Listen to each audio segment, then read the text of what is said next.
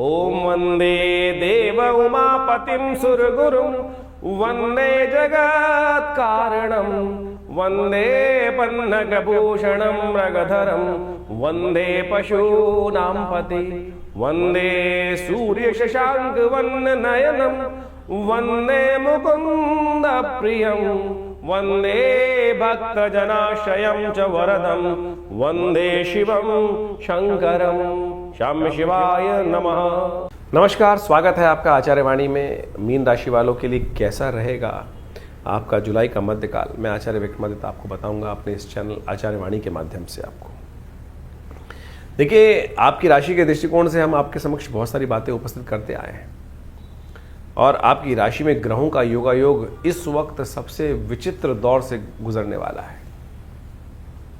कहा जाता है शनि को मनाओ सदा सुख पाओ। आपकी राशि में इस वक्त सबसे बड़ा एक ज्योतिष के दृष्टिकोण से यह भाव चल रहा है, क्योंकि शनि महाराज आपकी राशि में ही चल रहे हैं।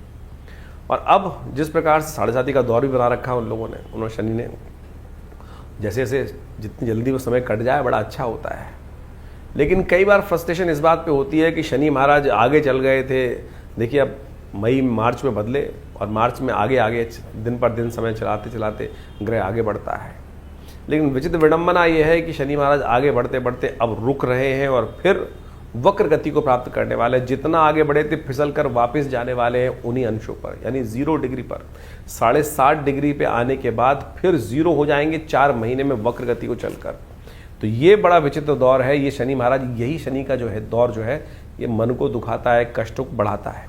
ऐसे में आपको करना पड़ेगा खास उपाय, नहीं तो ये शनि आपकी राशि के दृष्टिकोण से 7.5 का जो प्रभाव है वो धन का भी नुकसान करा सकता है, सेहत का भी नुकसान करा सकता है, सम्मान पर भी दाग लगा सकता है।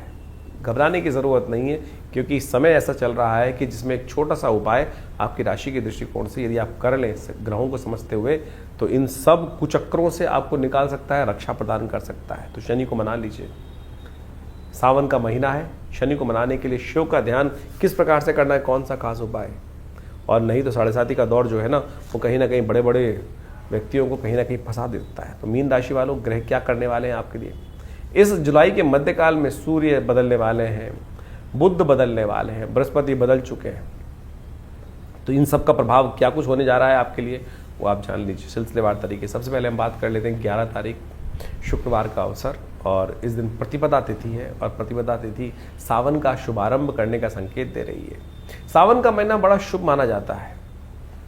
क्यों? क्योंकि सत्ता जो है संसार को चलाने का कार्य भोलेनाथ के जीवन में आ जाता है, और भोलेनाथ जो भी प्रसन्न, जो भी कार्य करता है, जो भी उनकी भक्ति करता है, तथास्तु कहकर उनको आशीर्वाद दे देते हैं। यही सूत्र है आपकी राशि के दृष्टिकोण से क्या कुछ होने के योग बनने वाले हैं आपकी राशि के दृष्टिकोण से। इस दिन ग्रहों की गणना के अनुसार से ग्रह दिखाते हैं आपके लिए दिन शुभ रहेगा। सफलता के मेहनत के अनुसार से लाभ देने के रास्ते बनते दिखाई देंगे। चिंता ना करें, आगे बढ़ने का प्रयास करें, आपकी मेहनत निष्फल नहीं जाएगी। कांवड़ यात्रा आरंभ करने का मुहूर्त भी बन रहा है, प्रतिपदा का योग है। बड़ी सुंदर रूप से भगवान शिव के प्रति आस्था में लगें। शनि का प्रभाव भी बड़ा नेगेटिव जो है वो शुभ हो सकता है। 12 तारीख को शनिवार ही है। शनि की बात करते करते शनि को समझ लीजिए कैसे ठीक करना है। द्वितीया तिथि है उस दिन, और खासतौर पर ग्रहों का परिवर्तन का योग समझ लीजिए। चंद्र का भी शनि की राशि में चल रहे हैं। ऐसे में खास उपाय है, यदि दूध से भगवान का अभिषेक, तिल डालकर भगवान का अभिषेक करेंगे तो शनि महाराज आपके अनुकूल होते हैं। शनि वक्री होते ही कहीं ना कहीं आपकी राशि के दृष्टिकोण से, चाहे वो जीवन में हो, चाहे वो जीवन साथी हो, चाहे वो परिवार हो, चाहे वो कहीं ना कहीं बुद्धि हो, मित्रों के साथ थोड़ी अनबन करने के योग दे सकते हैं। ध्यान रखना है आपको। जो उपाय बताया हमने, दूध में थोड़ा सा तिल डालकर भगवान का अभिषेक करने का प्रयास करें, ये सबसे श्रेष्ठ उपाय है। मंत्र भी है शास्त्र के दृष्टिकोण से, शन्नो देवी रविष्ट्रया आपो भवन्तु पीतये शन्नो रविष्ट्रवन्तुनः। ये वेद मंत्र है जो खासतौर पे रुद्र अष्टाध्यायी के अंतर्गत आया है, शांति अध्याय के अंतर्गत आता है। तो इस मंत्र का जप करके आप सुंदर रूप से शनि को अनुकूल कर सकते हैं। वेद के अंदर शनि का ये सुंदर मंत्र शास्त्र में वर्णित है, करेंगे तो अच्छा रास्ता बनेगा। 13 तारीख रविवार का अवसर, तृतीया तिथि इस दिन विद्यमान है। ग्रहों का परिवर्तन का योग बन रहा है। सुबह आपके लिए अच्छी दिखाई देती है, शाम आते आते थोड़ा सा अननेसेसरी के बेकार कामों में खर्चा बढ़ने के योग दिखाई देते हैं। प्रयास भी रहेगा आपका, लाख प्रयास, लेकिन साथ साथ 50% अच्छा 50% खराब योग बनता दिखाई दे रहा है। उसको ठीक करने के लिए रास्ता अपनाएंगे तो अच्छा रहेगा। दिन का आनंद लीजिए, शाम के समय थोड़ा सा शिव की आराधना करें, अच्छा रहेगा। इस दिन विवेकानंद योगाश्रम में हमने रुद्र यज्ञ रखा है। क्योंकि सावन का महीना चल रहा है, रुद्र यज्ञ शिव सत्य है, शिव सुंदर है, शिव ही आराध्य का खासतौर पर ध्यान करने योग्य है। तो उनका निमित्त ध्यान कर कर इस समय सावन के महीने में समस्त अनिष्टों को दूर करने का योग बना सकते हैं। तो ये यज्ञ पूरा खासतौर पर नित्य प्रति चलता ही है आश्रम पे। और रविवार के दिन रुद्र यज्ञ का जो सुंदर कार्यक्रम है, साथ साथ रुद्राभिषेक का भी कार्यक्रम है। इसमें आप सम्मिलित हों। गौरी की पूजा, गणेश जी की पूजा, संपूर्ण शिव परिवार की पूजा रहेगा। इस तृतीया के दिन गौरी व्रत, स्वर्णिम गौरी व्रत का शास्त्र में आज्ञा है। जो इस दिन स्वर्णिम गौरी का पूजन करते हैं, गणेश जी का आराधना करते हैं और उनके समस्त मनोरथ सिद्ध होने के योग बन जाते हैं। गज केसरी योग का भी निर्माण होने जा रहा है। और साथ साथ गौरी इस दिन खासतौर पे कावड़ यात्रा का आरंभ का एक और मुहूर्त बन रहा है। जिन्होंने पहले नहीं करी है और इस दिन करना चाहते हैं तो वो भी इस दिन शुभ मुहूर्त का लाभ ले सकते हैं। लेकिन ध्यान रखिएगा, भद्रा का योग बन रहा है तो करीब करीब 1:30 बजे से पहले ही इस मुहूर्त के समय में आरंभ करें यात्रा को। 14 तारीख सोमवार का अवसर, चतुर्थी तिथि विद्यमान है और सावन का पहला सोमवार का योग बन गया है। श्री गणेश की आराधना के साथ विघ्नहर्ता गणेश जी खासतौर पर उनका स्तवन करते हुए, शिव परिवार का पूजन करते हुए, गौरी गणेश के साथ उनका पूजन, शिव का पूजन जिस दिन किया जाएगा, दूध से भगवान का अभिषेक किया जाए तो बहुत रूप से कल्याण के योग बन जाते हैं। विघ्नों को दूर करने के लिए इस वक्त शनि महाराज विघ्न उपस्थित करने की कुछ न कुछ कुचक्र चलाते दिखाई दे रहे हैं, उनको संभालना भी पड़ेगा।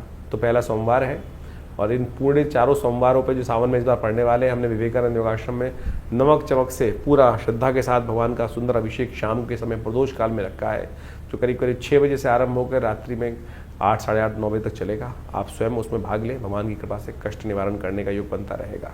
संपूर्ण रूप से बड़े विशाल भगवान का शिवलिंग हमारे आश्रम पे बनाया गया है, उनका विशेष स्तर पर पूजन रहता है और उनके समस्त षोडशोपचार पूजन कर कर भगवान विधि विधान के साथ उनका पूजन किया जाता है। नमक चमक का पाठ किया जाता है, रुद्राष्टध्यायी का पाठ किया जाता है और संपूर्ण भगवान के नामों का संकीर्तन किया जाता है और समस्त इच्छाओं को पूर्ण करने वाले मंत्रों को सुंदर रूप से दुग्धाभिषेक करते हुए उनका जप किया जाता है। भगवान की कृपा से समस्त अनिष्ट दूर होने के योग बनेंगे। 15 तारीख का दिन आ गया है, जिस दिन शनि सुबह 4 बजे अपनी गति को बदलने वाले हैं, वक्र गति को प्राप्त करने वाले हैं। ये ध्यान रखने वाला दिन है, परिवर्तन का समय है। षडाष्टक योग मंगल के साथ बनकर तैयार है और ऐसे में विश्व में पुनः एक बार कोलाहल उत्पन्न करने के योग बना सकते हैं शनि महाराज। आपकी राशि के दृष्टिकोण से दिन आपके लिए थोड़ा सावधानी भरा रहेगा। लाभ होते होते कहीं ना कहीं थोड़ा नुकसान के योग बन सकते हैं। थोड़ा पुण्यों की तरफ धन को लगाने का प्रयास करें, वो आपके लिए अच्छा रहेगा। हो सके तो इच्छु रस से भगवान का अभिषेक इस दिन करना आपके लिए मनोरथों को सिद्ध करने वाला रहेगा। 16 तारीख बुधवार का अवसर है, षष्ठी तिथि विद्यमान है, ग्रहों का परिवर्तन का योग बन रहा है और ऐसे में अंतःकरण मन जो है वो उसको थोड़ा बैलेंस करने का योग बन सकता है और चीज़ों में थोड़ी सी आपकी जागेगी और ग्रह परिवर्तन की तरफ जा रहे हैं। सूर्य भी परिवर्तन करने का योग इस दिन बना रहे हैं। शाम को करीब करीब 5:30 बजे सूर्य मकर राशि में प्रवेश करेंगे और ऐसे में जब बुध के साथ वहाँ योग बनेगा, बुध आदित्य योग, कहीं ना कहीं आपके लिए एक शुभ योग बनाता दिखाई देगा। नए संपर्कों को इस रास्ता बनाने का रास्ता बनेगा, बुद्धि में नए विचार आते दिखाई देंगे और ये कहीं ना कहीं आपके लिए अच्छा योग बनाते दिखाई दे रहे हैं। ऐसे में विशेष तौर पर आपके लिए अच्छा है कि दही इत्यादि का दान करें, हो सके तो भगवान शंकर पर बिल्वपत्र अर्पित करने का प्रयास करें। किसी मंदिर में जाकर, देवस्थल पर जाकर झाड़ू इत्यादि, सफाई इत्यादि का सामान भी दान करना इस दिन बड़ा अच्छा रहेगा, चीज़ों को ठीक करने वाला रहेगा आपके लिए। 18 तारीख शुक्रवार का अवसर है, अष्टमी तिथि विद्यमान है और ग्रहों का परिवर्तन का योग जो बन रहा है वो आपको खासतौर पर समझना चाहिए।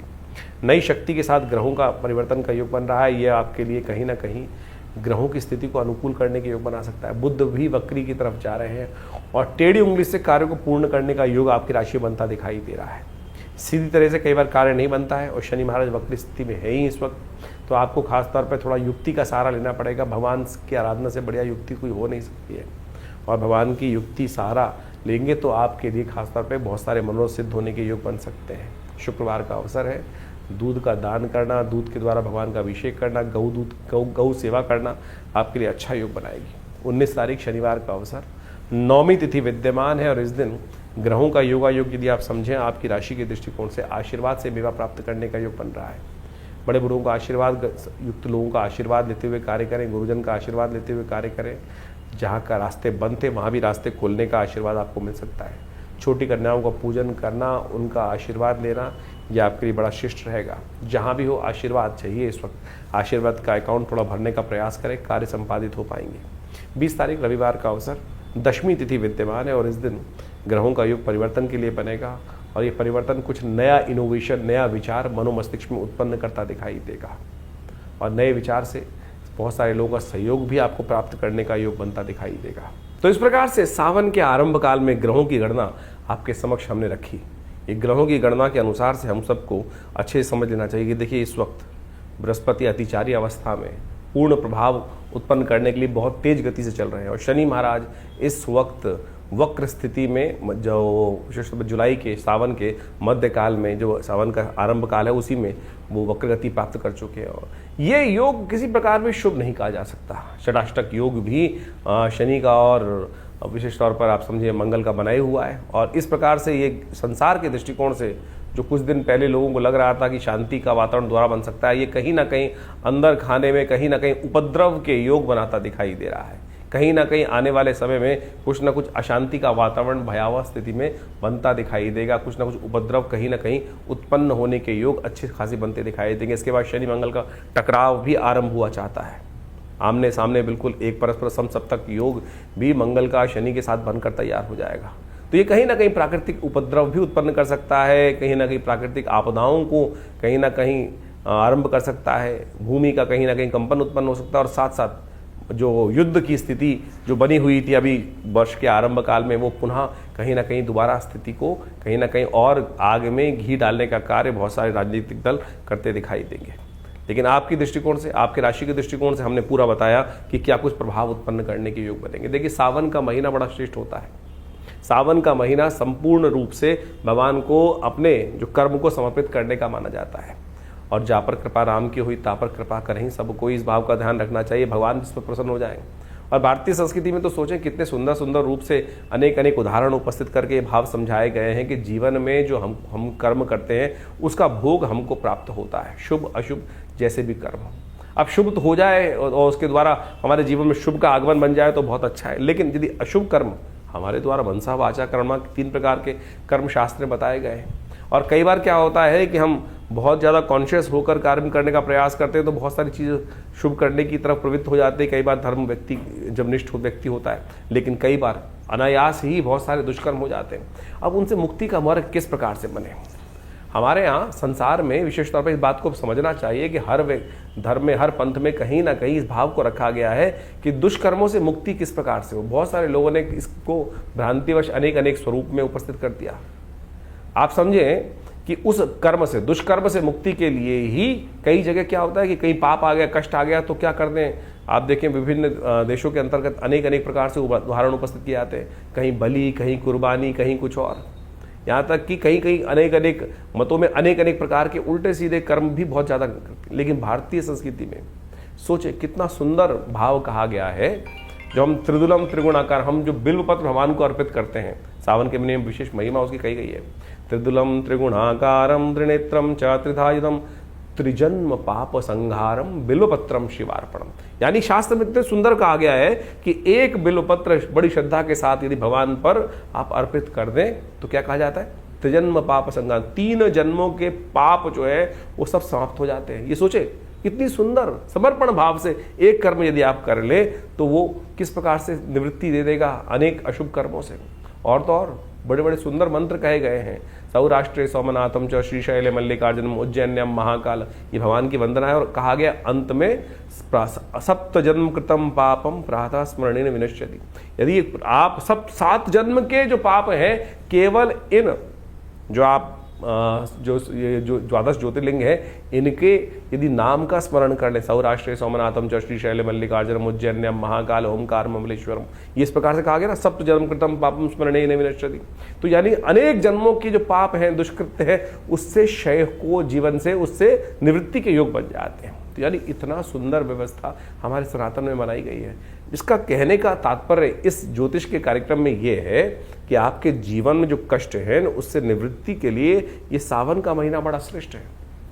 देव शयन हो जाता है, भगवान शंकर के हाथ में समस्त सत्ता आ जाती है। और ऐसे में यदि आप छोटे भी रूप में नित्यपति भगवान उनका सुंदर अभिषेक कर लें, एक बिल्वपत्र भगवान को अर्पित कर दें, तो आपके जो दुष्कर्म हैं उससे निवृत्ति का मार्ग बनेगा, शुभ कर्म का उदय होगा। और जब शुभ कर्म का उदय होगा तो पता जानिए क्या होगा, शुभ कर्म के उदय होते ही इस संसार में शुभता प्राप्त करने के योग बन जाएंगे, कष्टों से निवृत्ति के योग बन जाएंगे और अनेक प्रकार से आपके जीवन में जो कष्ट भोग रहे हैं उससे निवृत्ति का मार्ग पड़ जाएगा। इसलिए ये न के न प्रकारेण कैसे भी हो भगवान का सुंदर स्तवन इस सावन के महीने में अवश्य करने का प्रयास करें। विवेकानंद योगाश्रम में पूरे सावन के महीने पूरे 30 दिन नित्यपति भगवान का रुद्राभिषेक, दूध से, दही से, घी से, शहद से, अनेक अनेक औषधियों से, भस्म से, सब प्रकार से रुद्राष्टाध्यायी का पाठ करते हुए नित्यपति चल रहा है। आप भी उसमें सम्मिलित हों, कर्म करें, शुभ करें। देखिए क्या होगा, शुभ वातावरण बनाओगे ना तो अपने आप जीवन में शुभ का आगमन होता जाएगा। हमने वातावरण ही बड़ा विचित्र बना दिया है। हमारे मनोमस्तिष्क में कहीं ना कहीं छोटा सा भाव ऐसा आ गया है कि नहीं कुछ नहीं होता। अरे बहुत कुछ होता है, सब कुछ होता है। जरा पलट के देखो जीवन में कब कब किस किस प्रकार से हमने भगवान की कृपा से जीवन में उसका लाभ पाया है, ये सोचने की आवश्यकता है। तो इसलिए ज्योतिष में निवारण जो है वो प्रभु का नाम ही है, निवारण प्रभु का नाम ही है। उस निवारण के नाम को हमें स्मरण करने का प्रयास करना चाहिए। अनेक कथाएं शास्त्र में उपस्थित हैं, उन कथाओं को हमें समझते हुए कार्य करने का प्रयास करना चाहिए। एक शराबी था, उपनिषद में कथा आती है, जिंदगी में कभी परमात्मा के मंदिर नहीं गया, भगवान का नाम स्मरण नहीं किया, लेकिन जीवन था, जिया था। तो कई बार बहुत सारे का जीवन में कई बार योग बन जाते हैं। कहा जाता है कि एक दिन वो नाचने वाली के पास जा रहा था और थोड़ा सा पान का बीड़ा हाथ में था और साथ में कुछ मालाएं थी, कुछ मीठा था हाथ में और कुछ ना कुछ नशा भी कर रखा था उसने। कहा जाता है कि बरसात का मौसम था, कहीं ना कहीं चलते वक्त रास्ते में ठोकर लगी, नशे में था, वो गिर पड़ा। बहुत देर तक गिरा पड़ा रहा। सुबह सुबह रात शाम से भोर होने की वेला आई, मंदिर में सामने जब उठा कुछ आवाज़ हुई तो सामने मंदिर था और सामने मंदिर में देखा तो शिवालय दिखाई दिया, भगवान शिव का शिवालय था वो। बस गिरता पड़ता कैसे ही पता नहीं भाव मन में क्या जागा, कोई पुण्य कर्म जागा होगा, भाव आया अरे ये जहाँ जा रहा था वहाँ के लायक तो रहे नहीं, मिट्टी लग गई, आज इन्हीं को चढ़ा देता हूँ। शिव साक्षात सामने विराजमान थे। गया और उस शिवलिंग पर वही पान का बीड़ा, मिट्टी लगा हुआ, मिट्टी लगी हुई माला भगवान को अर्पित कर दी और मंत्र जो टूटा फूटा याद था, कहीं सुन रखा था, ओम नमः शिवाय, और वही सुनते हुए वहीं भगवान पर अर्पित कर दिया वो सब सामग्री, उस मंत्र का उच्चारण करते हुए। देवयोग से उसी वक्त प्राण निकल गए, चोट लग चुकी थी ज़्यादा, और वहीं शिवलिंग पर ही वो गिर पड़ा और वहीं प्राण निकल गए। कालांतर में उसको यमराज के समक्ष उपस्थित किया गया और कहा गया कि यमराज महाराज, ये जीव आया है, लाइन में लगे हुए थे, नंबर आया तो पता चला चिरकाल तक इनको नरकादि लोकों में वास करना है, लेकिन एक बहुत सुंदर योग है, चित्रगुप्त ने बताया कि इनको 2.5 घड़ी का इंद्रासन प्राप्त हुआ है। 2.5 घड़ी का इंद्रासन, उस जीवात्मा की भी आंख खुल गई एकदम। उसको भी लगता था उसने कभी ज्ञानता में कोई शुभ कार्य में ज्ञान में किया ही नहीं था, जिंदगी भर कुछ गलत काम किए होते। मरने के बाद तो सबको ज्ञान होता है कि मैंने क्या किया क्या नहीं किया। ज्ञानवान जब जिंदा रहते हैं तब तो हमको होश ही नहीं रहता है हम जो कर रहे हैं वो शुभ है या अशुभ है, लेकिन आत्मा को तो सब कैलकुलेशन होकर पता चल रहा है ना, कहाँ जुड़ रहा है कहाँ नहीं जुड़ रहा। तो यही भाव उसकी आत्मा को जब जीवात्मा के रूप में वहाँ उपस्थित था तो कहा था हमने तो कुछ किया ही नहीं शुभ, तो हमको तो लाइन में जाना ही है, जहाँ जहाँ कड़ाई में डालोगे जो कुछ होगा, कुंभों में पड़ना है वो जाना ही है। लेकिन जैसे ही वहाँ एक भाव उत्पन्न हुआ कि 2.5 घड़ी का इंद्रासन, तो उसे पूछा गया, यमराज जी के समक्ष जब उपस्थित हुआ तो पूछा गया महाराज कहाँ जाओगे, नरक या पहले 2.5 घड़ी का इंद्रासन। उस जीवात्मा ने एक बड़ा विचित्र प्रश्न किया कि महाराज आज्ञा हो तो एक प्रश्न पूछना चाहता हूँ। धर्मराज जी ने कहा आप आज्ञा है, आप धर्मराज के समक्ष उपस्थित हैं, जो आप चाहेंगे उसका जवाब दिया जाएगा।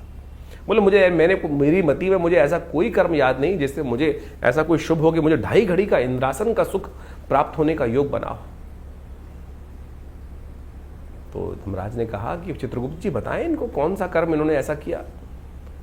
तो कहा महाराज इन्होंने एक मरते वक्त अंतिम में सांस लेते हुए भगवान पर इस प्रकार से इस अवस्था में मनसः वाचा कर्मणा, तीनों रूप में इस संसार से निवृत्त होकर भगवान के श्री चरण में समर्पित होते हुए प्राण को त्यागे और इस भाव से उन्होंने सब कुछ अपना संपूर्ण भगवान को समर्पण कर दिया।